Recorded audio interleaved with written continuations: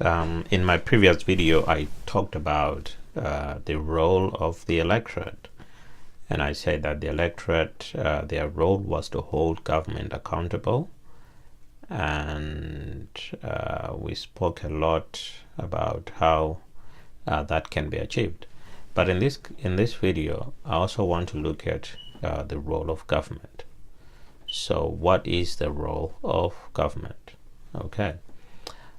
So the principal role of a government is to uphold the country's constitution. They should safeguard it, and also there should be a difference between the government, the state, and a political party. So a political party should not interfere or should not accept the functions or the responsibilities of the state. Whilst a political party forms the government, okay, because government is the political party and the state, when the political party is looking after the state, then they are the party in government. But the state should remain state even after the political party has left, or even if it's in power. They should respect state institutions. Okay, so state institutions include things like the judiciary, they include things like the police, they include things like the army.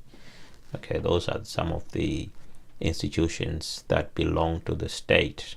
Okay, so when the political party comes in to form a government using state institutions, okay, they can appoint people to lead those institutions.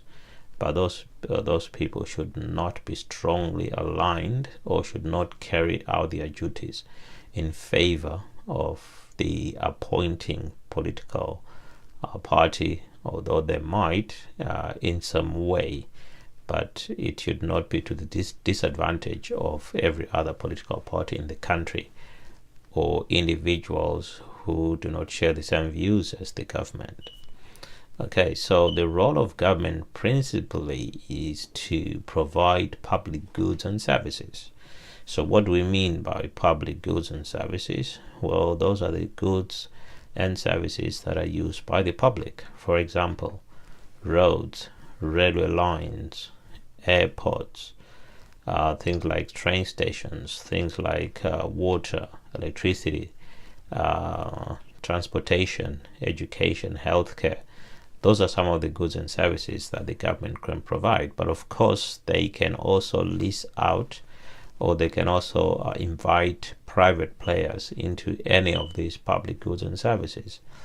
But they should at least be the initiators of these public goods and services. Or if there are no private players, government should be there using money from taxation to run these public goods and services. In fact, they should be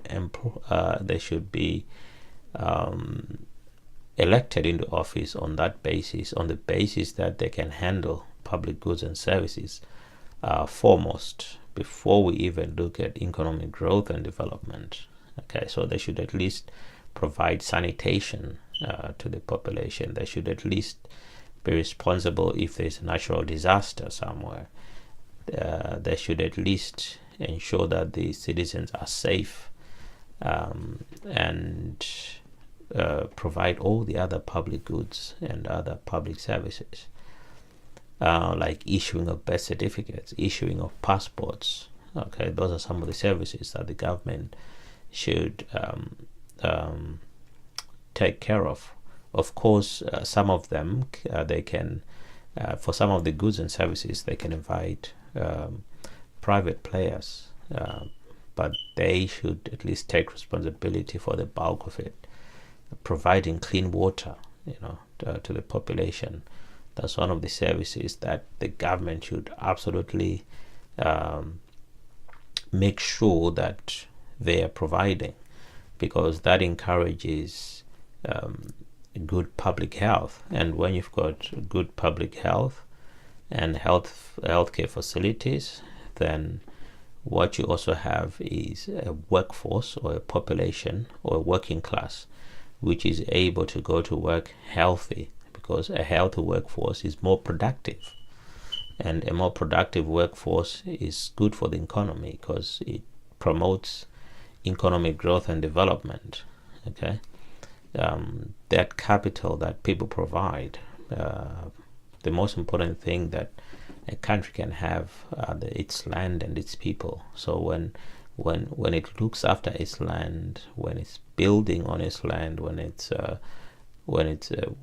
providing public goods and services using its land, when it's providing jobs for its skilled workforce, okay, that means they are looking after their people, they are looking after their land, okay, because when people work and they are productive, they pay more taxes, or they pay taxes rather, and when they pay taxes, the government then has money, or more money, for the provision of public goods and services.